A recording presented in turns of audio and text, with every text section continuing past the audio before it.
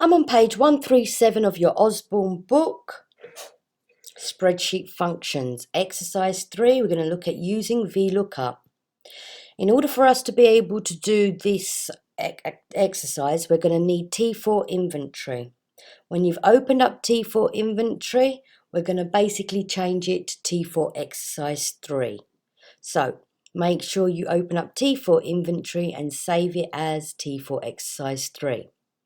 This stage, we're going to use the VLOOKUP with an existing worksheet.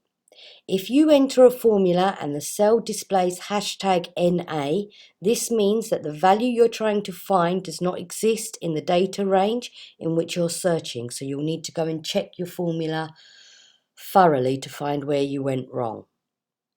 Now, if I scroll up and down, you'll see that I've got quite a lot of fields here. So the more fields I've got, the harder it is for me to be able to find things.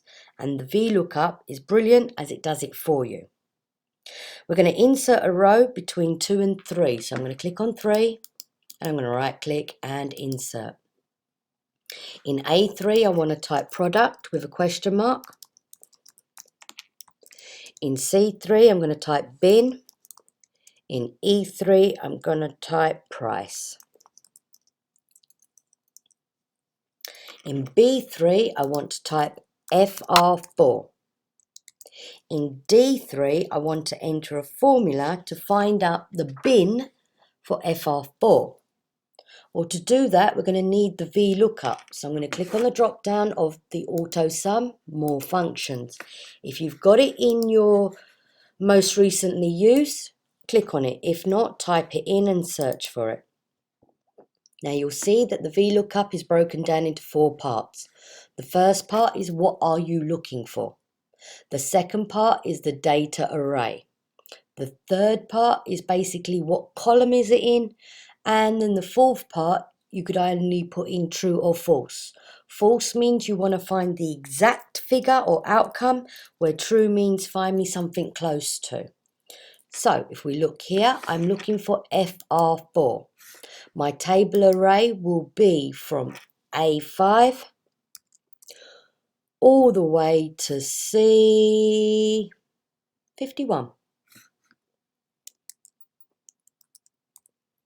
Please do not forget to put your dollar signs in. If you don't put your dollar signs between the A at the beginning and in between and the C, if you was to use this formula to replicate down or flash fill, the table would also move down. And this is where you're going to get error messages. As I'm looking for the bin, I need to know what column the bin is in. So I've highlighted from here to here. So this becomes column 1, column 2, column 3. If I'd highlighted F, G and H, it would still be column 1, column 2, column 3. So as I'm looking for the bin, I'll be looking in column 2. And I want to find the exact, so I'll type false. The difference between VLOOKUP and HLOOKUP, VLOOKUP looks vertically, where HLOOKUP looks horizontally. So VLOOKUP looks downwards in the column, where HLOOKUP looks horizontally going across as your rows. Now I'm going to click Done. And you'll see that it's brought up 4. So I want to see if that's correct. So I'm going to go to where it says FR4.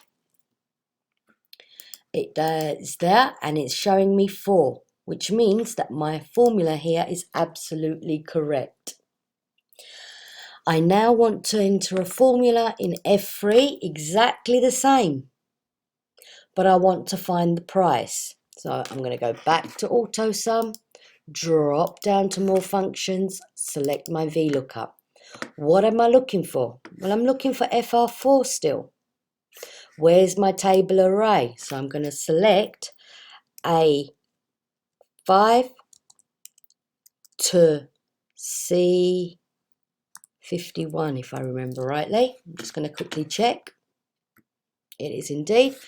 Do not forget to put your dollar signs before the A and in between the A, before the C and between the C. that will lock that table. So if I was to replicate down, that table data will not change. But I'm looking for the price. So it's in column 3. So I'll type 3.